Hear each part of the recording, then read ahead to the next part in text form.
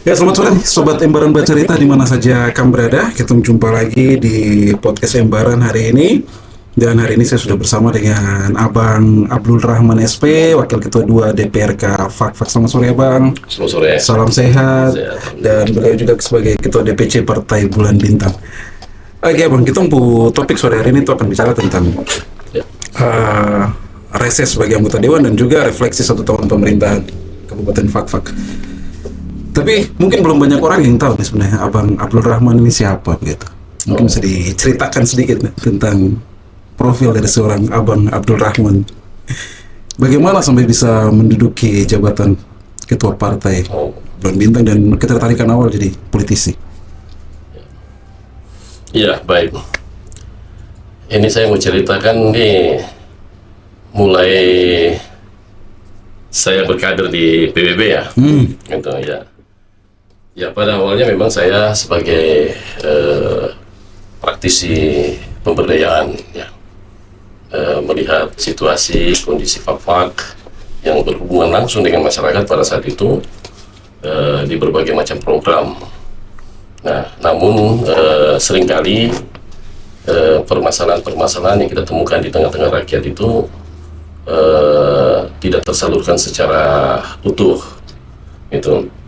Sehingga saya berpikir saya juga harus jadi politisi, itu. Nah, itu tepatnya di 2014. Nah, 2014 itu saya sudah tergabung tapi belum resmi menjadi kader partai. Nah, saya masih tergabung waktu bersama-sama dengan Abang Haji Abdul Talib pada saat itu. Nah, karena memang ketertarikan saya sebagai politisi, harus memilih partai mana yang harus saya masuk. Alhamdulillah, saya bergabung di Partai Bulan Bintang, itu karena apa? Karena sosok Prof. Yusril Mahendra. Yusril Saat itu Mahendra. memang sebagai salah satu figur nasional, ya tokoh nasional yang saya gemari sejak saya SMA. Itu karena beliau pada saat saya SMA itu beliau sudah digelar menjadi profesor termuda dan sebagai menteri sekretaris negara kan gitu. Ya, sekretaris negara saat itu. Waktu itu. Nah, itulah termotiv saya masuk di Bulan Bintang. Begitu bergabung di 2016, sekitar 2 tahun, 2017, 2018 saya diangkat sebagai sekretaris DPC Partai Bulan Bintang Kabupaten Fak-Fak, diketuai oleh Abang Haji Abdul Talib pada saat itu, dan dia juga sebagai legislator di DPRD yang sudah 3 periode pada saat itu. Nah, kemudian kita bersama-sama menjalankan tugas untuk mengikuti caleg 2019. Nah, saya caleg itu di Dapil 1 waktu itu. Dapil 1 ya? Ya, karena Bang Haji Abdul Talib jadi Dapil 2, memang saya lebih tertarik di Dapil 1. Tapi saat itu belum diberikan kesempatan lah, belum diberikan amanat oleh rakyat, sehingga kita berulang lagi di 2004. Tapi 2004 ini alhamdulillah saya sudah menjabat sebagai ketua DPC itu dari tahun 2019 2024 itu. Oh, jadi sejak 2019 sudah menjabat Ya, jadi ketua DPC. ya, setelah pilkada setelah legislatif 2019. Berarti tuh usianya masih muda ya, baru awal 40-an berarti. Tahun. Sekarang sudah masuk 46 ini. Ya, tapi masih terlihat seperti awal 40-an ya. Ya, masih muda. Dan situlah kita persiapkan diri.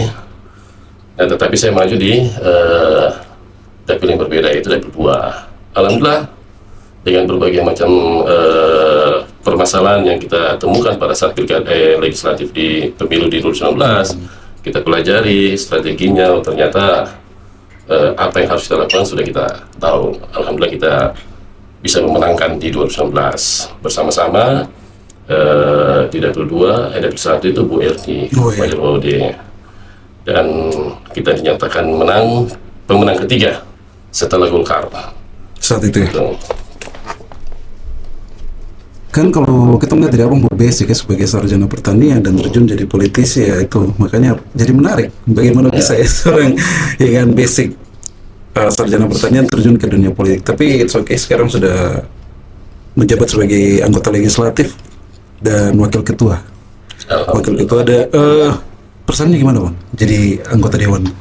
Ya sebenarnya kalau mau dibilang biasa saja.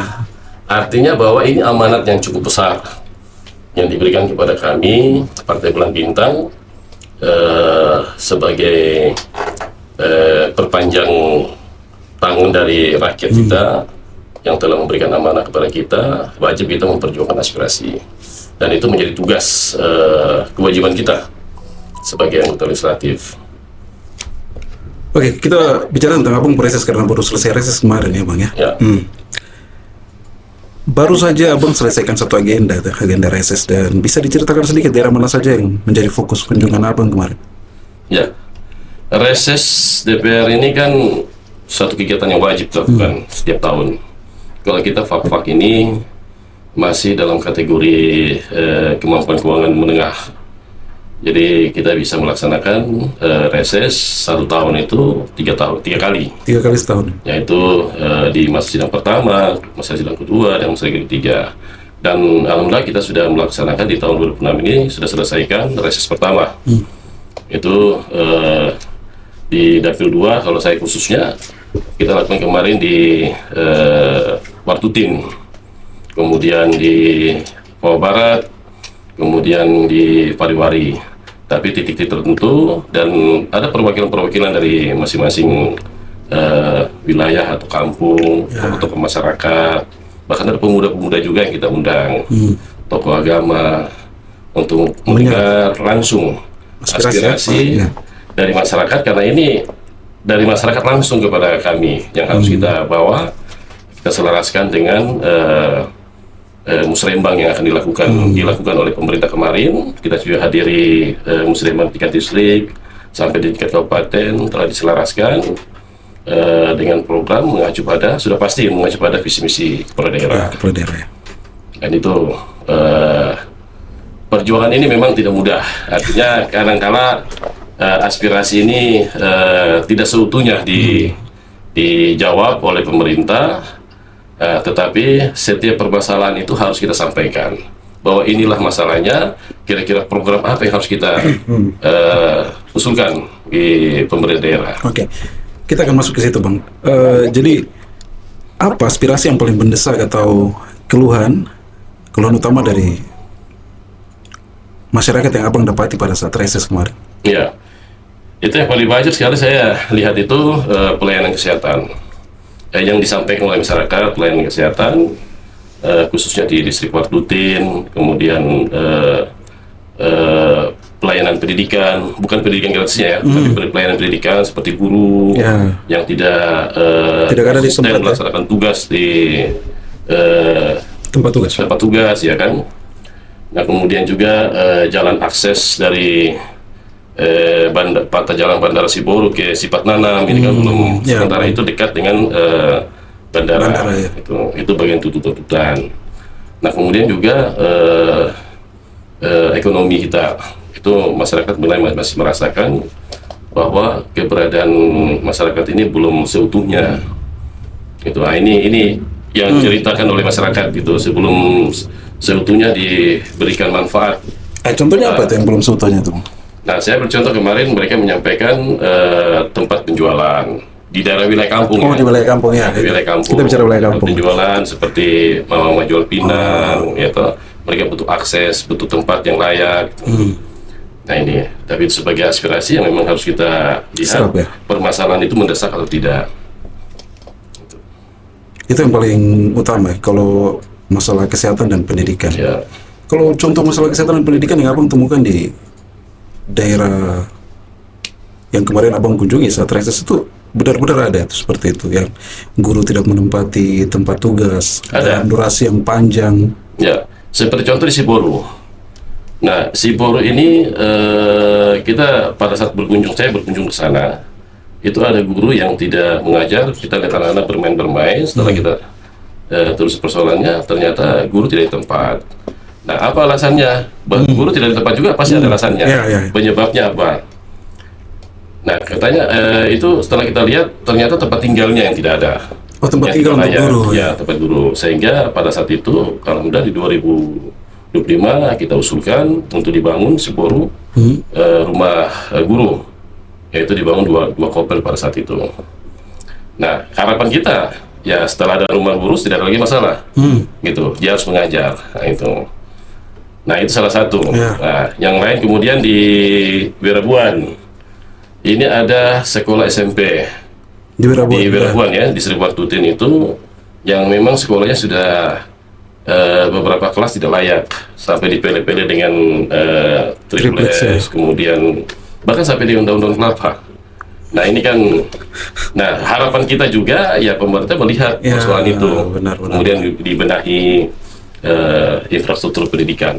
Karena itu menjadi kebutuhan dasar sekarang. Ya, pendidikan dasar bagaimana terus spending. Ya, untuk persiapan 2045 generasi emas ya harus ditunjang dengan sarana yang memadai. Kemudian begini Bang, kalau dari segi kesehatan bagaimana? Akses kesehatan yang didapatkan di tempat Dapil Abang, pagi yang kemarin Abang kunjungi. Ya, kalau akses kesehatan untuk saat ini kan sudah dibangun sarana tempat ya, puskesmas di Wakutin.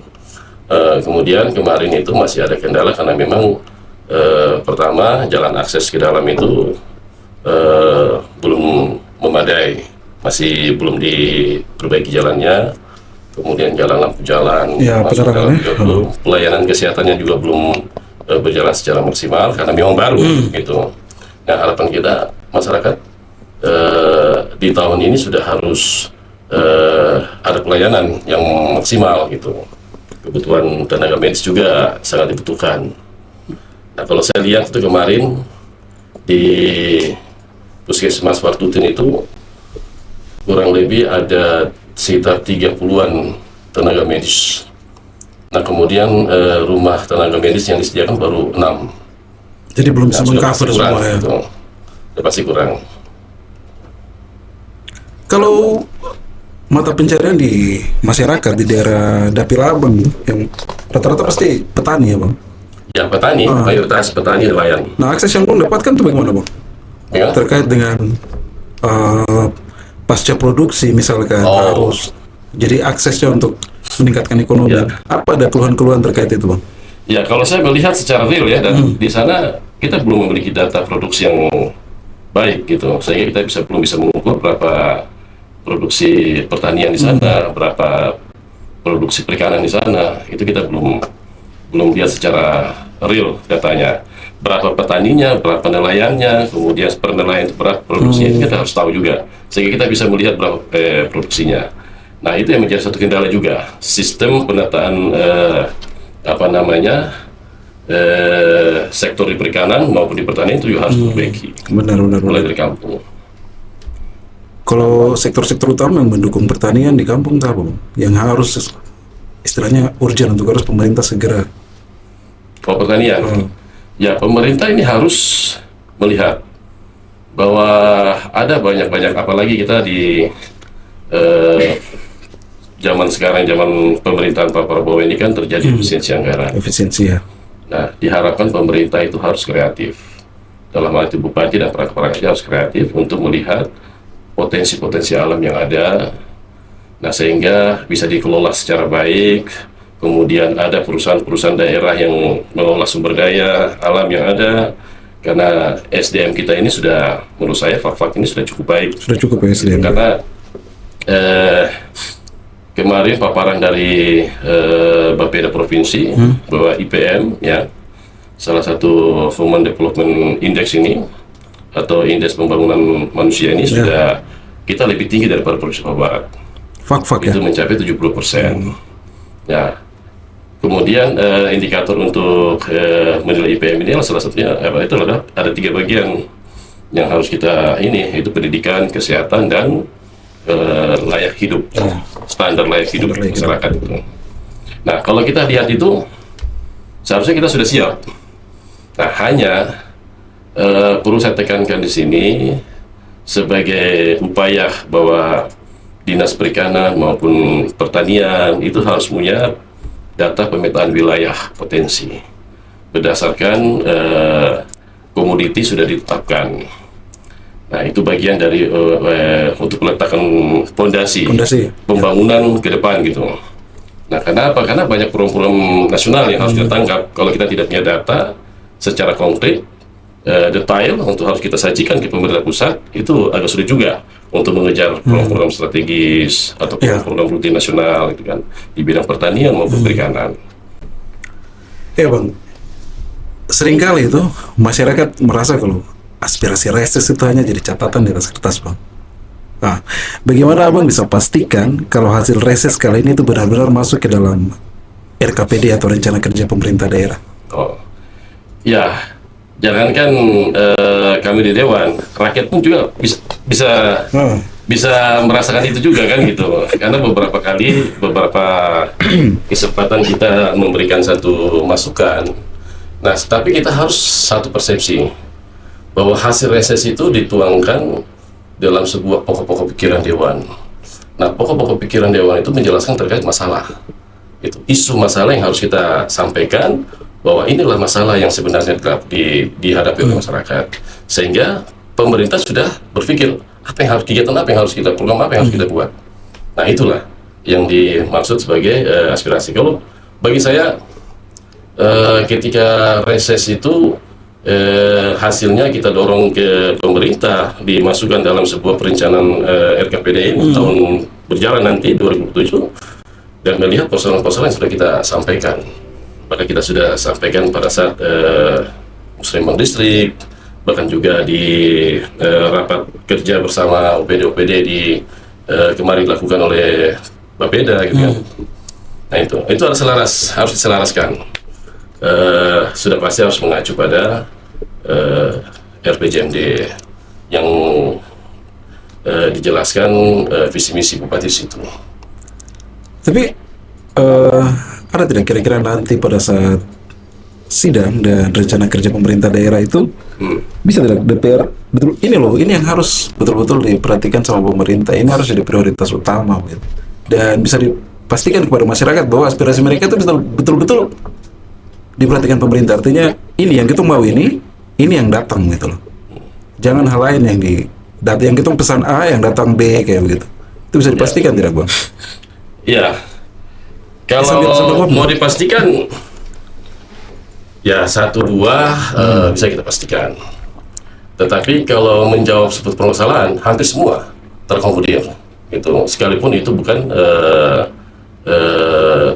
program atau kegiatan yang langsung diusulkan oleh DPR, tetapi sudah menjawab permasalahan. Nah, ini program ini juga harus kita harus lihat bahwa yang ada program itu adalah program bupati. DPR kita tidak punya program, tapi kita sebagai menyerap aspirasi dan kita sampaikan kepada pemerintah, seperti dalam hal itu bupati. Nah, bupati akan menyusun, kemudian perangkatnya itu menyusun rencana kerja berdasarkan dengan program kerja bupati yang dituangkan dalam visi misi itu. Nah, jadi yang ada itu, kalau dalam kita jabatan politik itu yang punya konstituen itu bupati dan wakil bupati dan DPR, DPR. Kan gitu. Oke, yang paling terakhir terkait dengan Abang Bu, hasil reses kemarin. Ada tidak temuan khusus terkait layanan dasar yang Abang temukan? Keluhan terkait layanan dasar di daerah yang Abang kunjungi? Dalam sektor apa itu?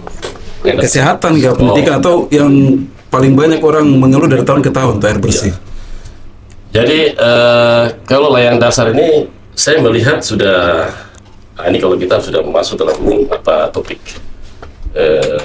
refleksi satu pemerintahan ya. Itu artinya saya tadi sampaikan bahwa IPM kita ini sudah cukup tinggi. Indeks pembangunan manusia, Human Development Index itu sudah mencapai 72%. Hasil paparan dari Bapeda Provinsi kemarin yang saya ikuti. Dan kalau kita melihat ini, rumusan untuk merumuskan IPM itu kan ada 3 hal itu, tentang pendidikan, kesehatan, tidak bisa terpisah. Ya, itu terpisah, satu paket. Kemudian standar layak hidup masyarakat kita. Nah, saya patut memberikan satu apresiasi buat pemerintah. Artinya dengan 1 tahun pemerintahannya,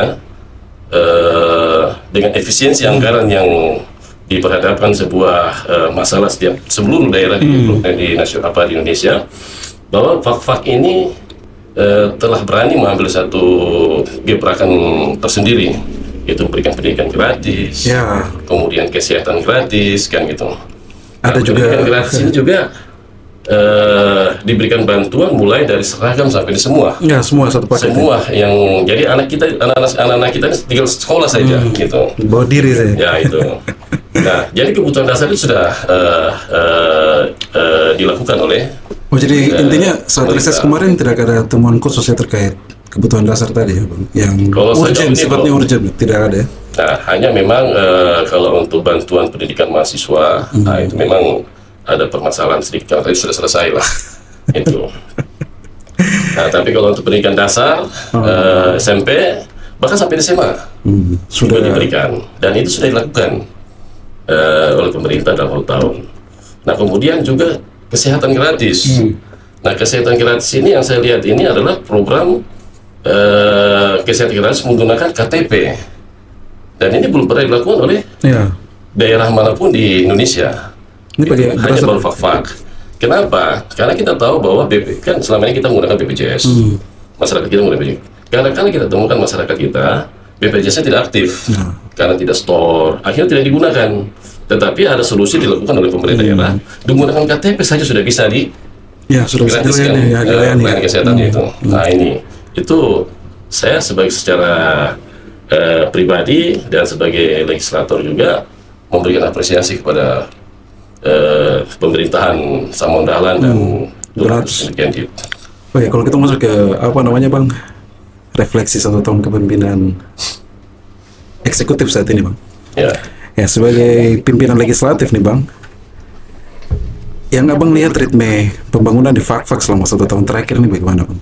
Ya, ada beberapa catatan saya dari hasil ini selalu menarik. Kita sudah lakukan dengar pendapat dengan pemerintah daerah terkait masalah LKPJ ya 2005 kemarin. Nah, saya sudah sampaikan bahwa IPM kita ini cukup tinggi, saya ulangi lagi. Ya, tetapi ya. Di dalam situ kita melihat bahwa ada data yang kita miliki itu adalah pengangguran di Fakfak yang cukup tinggi, paling tinggi di Fakfak dari kabupaten lain, itu 6.000 sekian lah. Jumlah pengangguran 6.300 sekian kurang lebih lah.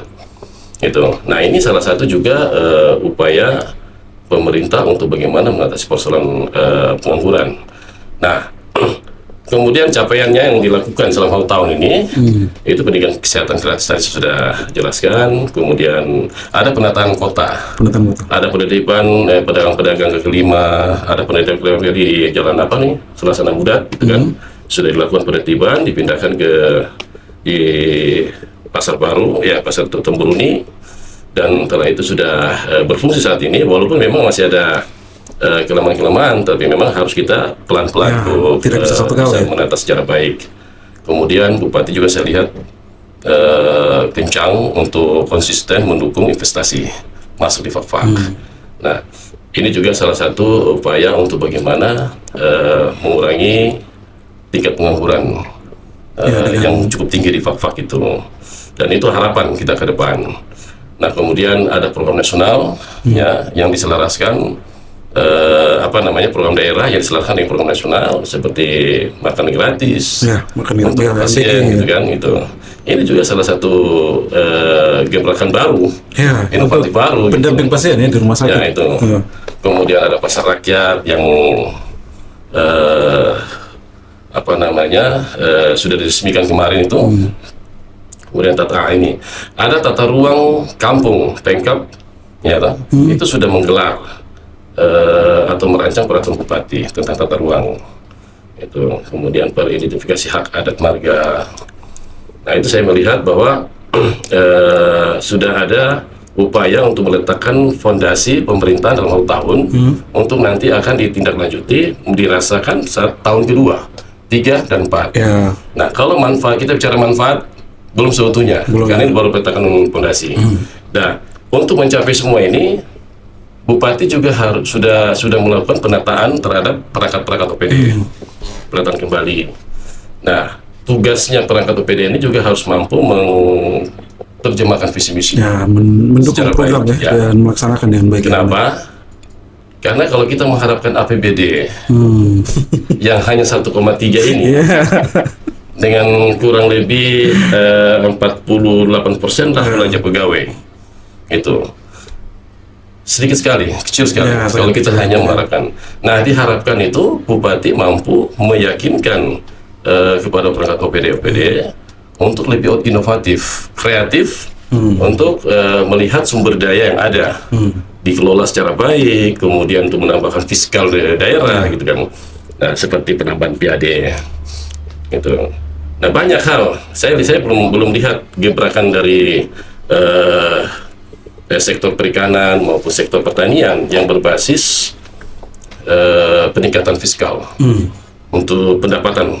Mungkin bisa dikasih contoh begitu, kira-kira ini loh yang bisa dilakukan biar ada pendapatan. Ya, salah satunya adalah harus ada badan usaha milik daerah yang bisa mengelola sumber daya yang ada itu sebagai hilirisasi. Contoh seperti di di Fafak Timur itu kan ada potensi wilayah yang luas untuk dijadikan sebagai tambak udang Paname.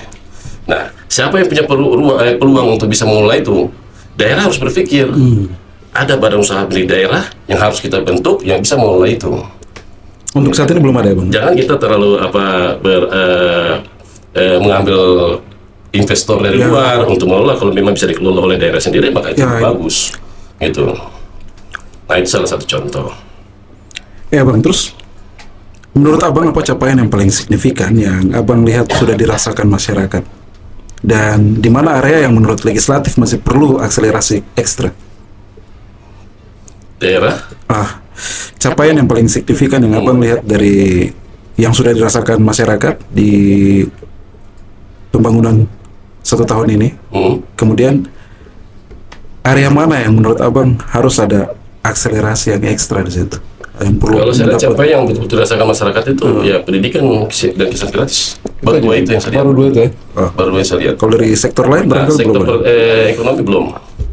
Karena apa? Memang kita harus meletakkan satu komitmen kita daerah bahwa ada potensi yang harus dipetakan. Pertanian contoh. Ya. Ini menarik. Kira-kira komoditas hortikultura itu wilayah mana? Gitu. Berapa luas hektarnya? Berapa petani yang ada di sana yang bisa mengelola itu?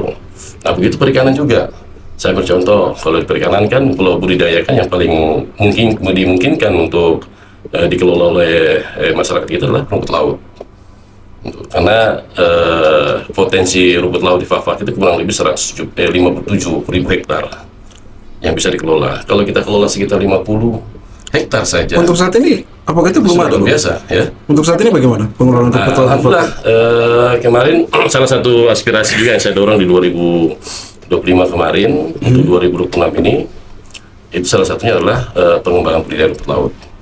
Nah, pengembangan budidaya rumput laut ini memang harus diberikan kepada orang-orang yang paham teknis rumput laut. Dan saran saya, secara teknis itu tidak bisa diberikan kepada pihak ketiga yang hanya mengerjakan sebagai ibaratnya seperti proyek, kemudian dikerjakan diserahkan kepada masyarakat.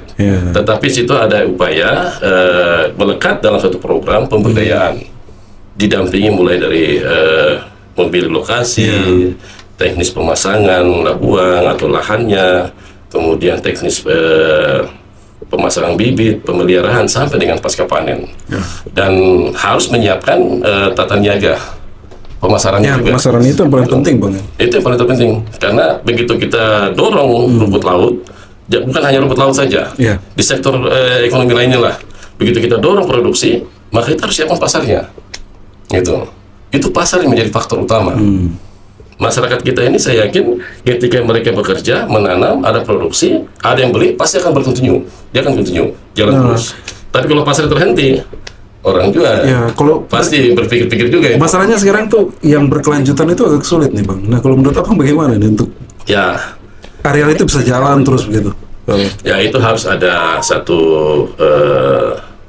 dibentuklah tim terpadu untuk menangani persoalan ekonomi. Nah, saya kalau melihat bahwa kalau kita bicara ekonomi, kita harus bentuk ekosistem ekonomi. Mulai dari persiapan lahan, lokasi, kemudian siapa yang mengelola, mengelola, ya. gitu. Nah kemudian berapa target produksi kita, gitu.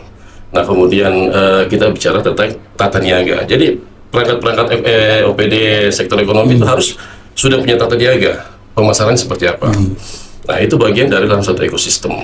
Nah sehingga sebagai evidensinya itu kita harus melihat bangun kerjasama dengan off-taker atau pasar, pabrik atau apalah gitu, industri-industri lain. Nah, sehingga bisa kita target produksi kita. Oke, contoh begini, anggaran yang disiapkan untuk dari pemerintah daerah 1 miliar Ya. untuk pengembangan rumput laut. Contoh, saya ambil contoh rumput laut terus ini karena memang saya punya ahli sendiri. Gitu. 1 miliar contoh. Nah, kemudian target kita 10 hektar. 10 hektar itu bisa menghasilkan berapa produksi? Kan gitu. Ya, berapa hasilnya petani, nanti. berapa masyarakat kita di bagian pesisir yang mengelola, yang dapat manfaat untuk mengelola rumput laut. Nah, itu kita bisa hitung. Gitu. Kalau 1 hektar dia bisa mencapai 8 ton, karena 1 hektar, bukan 1 hektar, 50 kali 50 itu bisa mencapai panen 1 ton kering ya. Kalau 1 hektar berarti 4 ton. 4 ton, gitu. ya. Nah, 4 ton dalam 1 hektar kalau 10 ini kan 40 ton. Dengan harga yang relatif, kalau saat ini saya ambil harga 10.000 lah contoh gitu. Itu sudah bisa dapat 40 juta. Ya kan, dalam Ya. hektar. Nah, kalau kita mulai 10 juta, 10 ton, 10 hektar, Udah ya banyak. sudah uang berputar di tengah Iya, masyarakat. Sudah ekonomi mencapai meningkat 12 juta. jadinya. Satu kali panen itu. Satu kali panen 400 juta. Nah, ini kan salah satu investasi yang betul-betul. Nah, pasarnya siapa yang sediakan? Kita perdayakan Bumkam atau koperasi Merah Putih yang memang lagi sekencang Ya. ini untuk bisa mengelola pasarnya. Nah, kemudian situlah mendapatkan satu income. Nah, kalau kita menyusun program itu, kita harus berbicara melihat bahwa apa outputnya dan outcome-nya itu bagaimana, kan gitu. Dan harus punya target. Ketika 1 miliar tadi saya sampaikan, dalam setahun dia harus bisa menghasilkan 4 miliar. Contoh gitu. Kalau Gitu. kalau Itu kita berpikir produktif gitu. itu berapa lama untuk bisa panen sekali panen tuh rumput Oh, laut? singkat sekali. 1,5 bulan saja, 5 hari. Gitu. Makanya saya bilang kalau masyarakat tanya bisnis apa yang modalnya kecil, untungnya besar. Saya bilang, saya pasti jawab rumput laut. Ya, masyarakat pesisir kalau nonton nih langsung mindsetnya tuh rumput laut aja sudah. Ya. Ya, Memang harapan saya anak-anak milenial sudah berpikir sampai sana. benar-benar. Karena rumput laut ini kan produknya itu dibutuhkan semua industri, baik farmasi, makanan, ya kan, kemudian apa namanya industri-industri lain macam odol, Ya, tehel itu juga dari ada rumput laut, campuran rumput lautnya. Nah itu banyak dibutuhkan. Tapi kalau abang lihat sendiri ya, kan kalau kita bicara pemerintah berarti tidak bisa terlepas dari SKPD karena itu instrumen pendukung Ya, eksekutif. Peran SKPD teknis terkait untuk hal-hal dasar tadi itu bagaimana menurut abang yang abang lihat selama ini? Kalau kita bisa lebih sederhanakan lagi perikanan, rumput laut tadi kan masuk perikanan tuh. Nah, peran OPD terkait seperti apa menurut abang yang abang lihat untuk menyikapi ini ya. untuk menyikapi ini? Ya, setelah saya memberikan satu pemahaman dan berdiskusi kepada OPD terkait, sekedar memberikan satu motivasi bahwa potensi kita ada. Nah, kemudian kita dorong program itu. Dan alhamdulillah Dinas Perikanan merespon baik. Gitu, merespon baik. Program itu sangat penting dan memang harus kita konsisten gitu. Nah, konsistensi itu yang penting bang. Tidak setengah-setengah. Ya, Kalau kita memprogram sesuatu setengah-setengah, pasti juga hasilnya setengah-setengah. Tapi kalau kita fokus, konsisten melaksanakan program ini, target kita ada 1 tahun, tahun depan apa lagi, maksudnya pengembangannya Iya, seperti apa, pengembangannya. gitu. Itu harus sudah didesain oleh OPD terkait. karena kalau kita bicara itu kan berarti SKPD teknis yang harus ikut membantu masyarakat untuk menunjang sehingga barangnya Ya. bisa berjalan terus menerus. Ya. Nah, kalau tidak ada dukungan kan percuma ya bang. Bisa gulung tikar. Kalau kami di DPR sudah sangat mendukung dengan program itu. Itu pasti ya. Yang sifatnya program ekonomi yang tujuannya untuk menaikkan fiskal atau penambahan EPAD sudah pasti kami dukung DPR itu. Kemudian begini bang, selanjutnya itu bagaimana hubungan harmonisasi antara DPRD khususnya unsur pimpinan dengan pemerintah daerah dalam mengawal visi misi pembangunan fak-fak. Ya. Ya, selama ini memang saya melihat Bupati juga cukup cekatan melihat situasi politik saat itu. Dalam itu Pak Samuel Dahlan melihat lakukan segera cepat untuk melakukan konsolidasi kepada lembaga DPR, masyarakat, ormas atau lembaga-lembaga adat lainnya. Itu bagian dari upaya untuk meletakkan suatu fondasi pembangunan dalam 1 tahun. Nah, sehingga kami di DPR juga sebagai mitra pembangunan yang menjalankan fungsi legislasi, membuat peraturan daerah, kemudian pembahasan anggaran, kemudian pengawasan. Nah, ini kami pasti mendukung, sangat mendukung, bahkan 100% kita dukung semua program pemerintah, dan memang itu menjadi satu kesepakatan institusi ya, yang dituangkan dalam Undang-Undang 23/2014 itu tentang pemerintah daerah. Nah, sehingga memang keharmonisan itu sudah harus dan sudah terjaga, terjalin dengan baik. Kita ambil contoh, Bupati meminta menyelesaikan persoalan infrastruktur jalan dari Mata Jalan Kayuni sampai ke Teluk Patipi. Oh iya. Ya kan, kemudian dari Sanggram ke Weri itu. Dan ini kan belum dituangkan, belum dilakukan direncanakan di dalam anggaran 2005 kemarin, APBD 2005. Sehingga Bupati meminta untuk kita mengkaji secara hukum untuk melakukan program kegiatan mendahului. Dan kita setujui. Itu bagian bentuk dan kita sudah berjalan dukungan dan keharmonisan itu terjaga gitu. Dan itu sudah dilakukan, dan 2006 ini kita harapkan sudah selesai harus. Kalau jalan ke Teluk, kebetulan saya baru pulang dari Teluk tadi pagi. Sudah ya? Ya, di beberapa titik yang memang rusak parah itu sudah dibikin baik ya. Gitu. Jadi keharmonisan sudah terjaga secara baik. Jadi itu sudah bisa dirasakan. Sudah dirasakan. Okay. Kalau salah satunya ini, waduh, itu bahaya juga untuk yang menjadi sasaran itu. Ya, kalau pada prinsipnya kan legislatif akan sangat mendukung program-program yang pro rakyat ya Bang. Ya, betul. Tapi kalau misalkan ada indikasi itu sedikit menyimpang dalam tanda kutip, misalkan kalau ini fenomena, ini mohon maaf ya, tapi ini fenomena. Kalau misalkan masih ada kepentingan tim sukses nih, itu bagaimana tuh? Waduh, kalau itu saya tidak bisa terlalu dalam menyampaikan. Yang jelas DPR pasti mendukung, bahkan jangankan 100%, 1000% kalau itu untuk kepentingan rakyat. Ya. Itu. Tapi kalau untuk kepentingan sekelompok, sabar dulu, kita lihat dulu manfaatnya apa untuk rakyat. Ya, ini masyarakat ingin dengar nih. Itu kan, manfaatnya apa untuk rakyat. Gitu.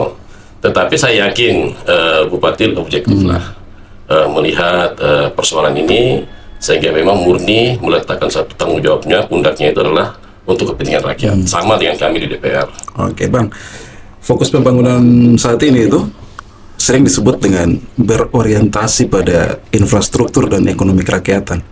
Ya, dari fungsi pengawasan DPRD, apakah distribusi pembangunan ini sudah cukup merata hingga ke distrik-distrik terjauh di Fak-Fak? Nah, kalau merata saya ya belum lah gitu. Artinya kalau kita mau bilang untuk merata, kita harus bisa meletakkan komitmen kita pemerintah daerah itu setiap distrik kita 17 distrik. Kira-kira dari APBD sekian kita punya APBD ini berapa, DAU berapa, OTUS berapa, berapa persen yang kita berikan ke setiap distrik. Nah, itu kalau kita bicara merata. Nah, ini kita belum tahu. Gitu. Kalau memang distrik Tomage sekian persen dari APBD, kemudian Bomberai semua 17 distrik gitu. Nah, itu. Tapi kalau kita meletakkan sebuah prinsip keadilan, maka kita melihat bahwa tidak semua kampung harus mendapatkan pembangunan yang sama gitu kan, karena ada saudara-saudara kita di kampung lain yang belum tersentuh sama sekali. Itulah yang menjadi satu prioritas. Itu yang jadi prioritas ya. Ya gitu. Sehingga memang tidak bisa kita mengatakan itu dalam pembangunan itu harus merata semua distrik atau kampung. Ada yang istilahnya lebih dulu harus ada prioritas kan, harus ada prioritas. Nah, itu namanya program prioritas yang saat ini kan pemerintah sedang menyusun KPD kan. Nah, nanti pada saat nanti KUAPPS akan dibawa ke DPR, kita melihat plafon prioritasnya seperti apa, prioritasnya yang mana-mana saja gitu.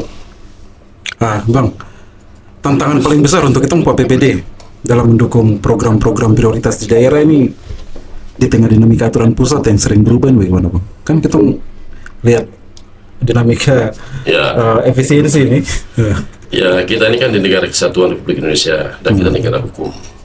Betul. Nah, kalau negara hukum, pemerintah membuat peraturan seperti apapun, kita daerah hanya bisa melaksanakan, mengikuti program peraturan yang telah dibuat oleh negara. Nah, sehingga yang berkaitan dengan pembangunan di daerah, dengan program-program prioritas yang sudah kita lakukan kan sudah ada porsinya masing-masing. Mana yang bisa dikerja, kewenangannya daerah, kabupaten, mana kewenangan provinsi, mana kewenangan pusat. Yeah. Nah, ini yang harus di platform anggarannya harus diketahui oleh semua daerah, gitu. Nah, disinilah peluang untuk pemerintah daerah harus betul-betul melihat bahwa apa yang dibutuhkan untuk menjemput program-program itu. Nah, ini itu saya akan sampaikan tadi, kalau mengharapkan 1,3 triliun saja itu nggak cukup untuk program. Itu sehingga memang kita harus kreatif untuk melihat menjemput program-program nasional yang memang bisa seperti contoh rumah rakyat, itu kan rumah rakyat yang sudah dijemput, kemudian bupati saya lihat juga sudah punya tingkat lobby yang cukup bagus ini, rencana pembangunan rumah sakit itu. Oh ya, rencana. Ya kan, itu yang nanti di lokasi Bandar Lama ya. Kalau nggak salah ya. Ya, kemudian jalan menuju Siboru itu. Sementara dikerjakan sekarang. Ya. Kemudian juga perpanjangan bandara bandara Siboru kan. Ini kalau mengharap APBD mana bisa? Kan gitu. Ya, berarti kita harus menyerap kekuatan lobby gitu. Investasi. Kalau masalah lobby, Bupati Samaun saya akui. Oke. Pusat, jaringan pusat luar biasa memang. Saya sendiri lihat ini. Saya sendiri ikuti beliau berapa kali ini. Luar biasa. Kita bicara jaringan. Ya, jaringan itu loh. Jadi kesimpulannya untuk 1 tahun ini tuh, menurut Abang, pemerintah sudah melakukan tugas dengan baik ya dari segi pembangunan ya. Kalau saya mau nilai, dia sudah masuk naik di anak tangga 5. Naik sudah tangga ke-5.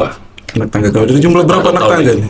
Karena sudah dapat penghargaan juga beliau. Ya, benar. Dari salah satu program kesehatan gratis itu, pendidikan gratis dan pendidikan gratis ya, benar.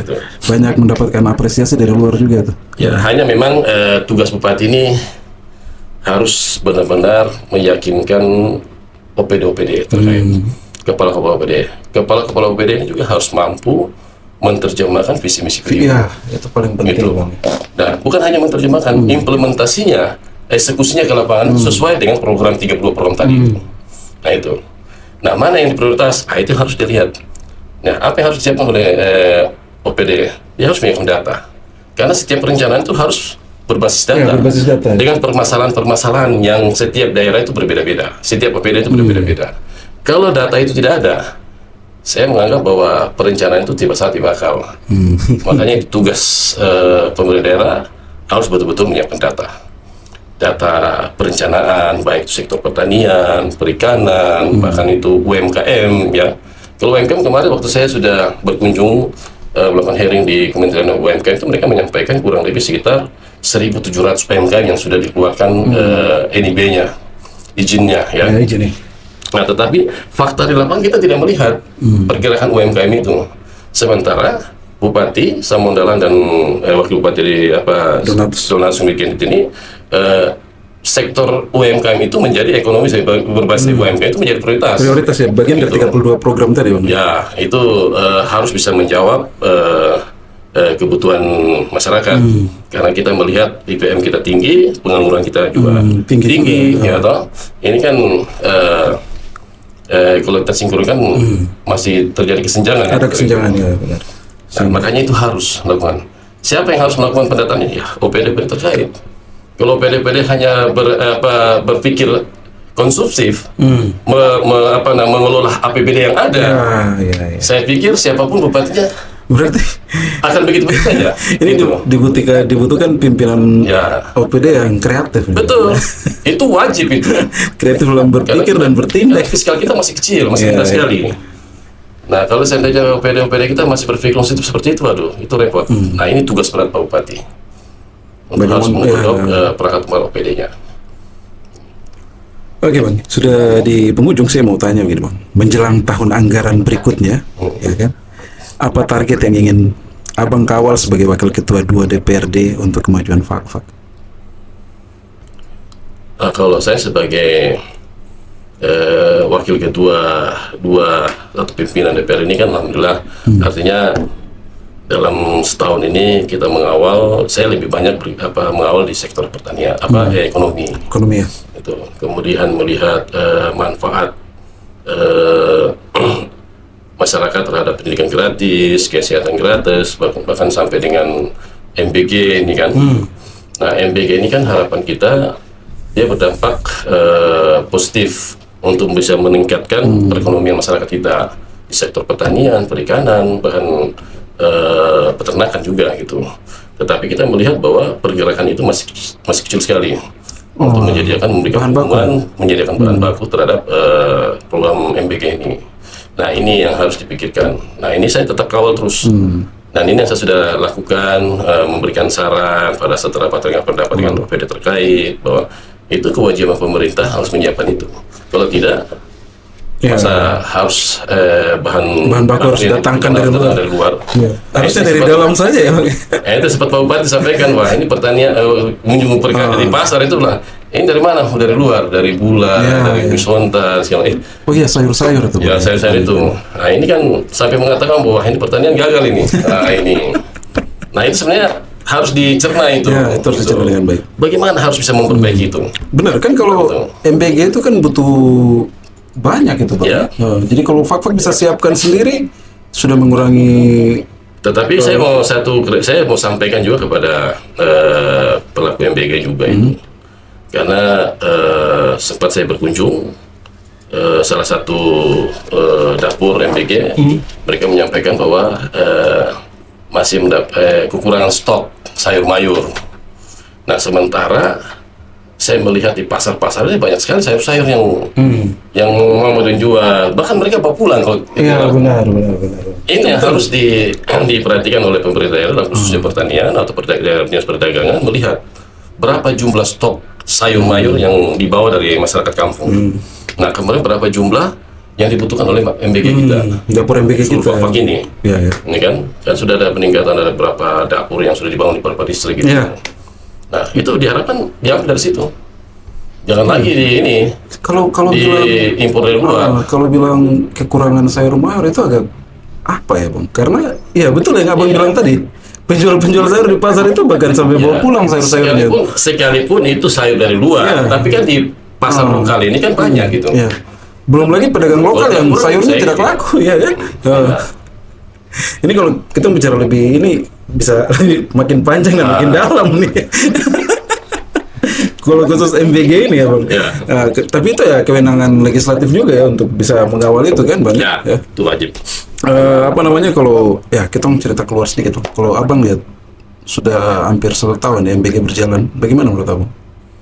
Ya, sejauh ini memang dampaknya untuk dampaknya sangat bagus sekali untuk kita punya anak-anak. Ya, kita sebagai pemerintah daerah ini bagian dari unsur pemerintah daerah itu memberikan dukungan pada program nasional, karena ini niatnya mulia, memberikan makan kepada semua orang, anak-anak kita.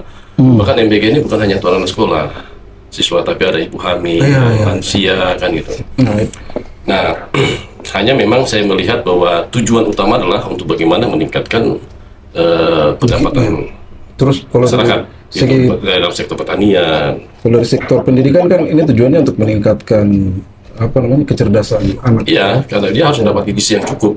Dan harus kalau dari segi ekonomi ya, pendapatan itu kalau bisa pendukungnya dari masyarakat lokal saja. Ya. Tapi kalau masalah-masalah lain saya belum temukan. Ya. Tapi sejauh ini kalau menurut Abang MBG berjalan baik ya? Berjalan baik. Dari segi distribusi dan lain-lain itu baik ya? Ya, selagi belum ada laporan dan belum ada kejadian, ya kita menganggap itu berjalan masih baik. Mungkin ada bisa saya bilang pasokan itu aja yang harus diperbaiki. Mungkin Abang bisa sampaikan sesuatu ya ke masyarakat, kalau misalkan ingin bersuara itu seperti apa caranya biar DPR tahu kalau kami menemukan masalah. Ya memang kita harapkan sebagai masyarakat, apalagi itu terutama siswa.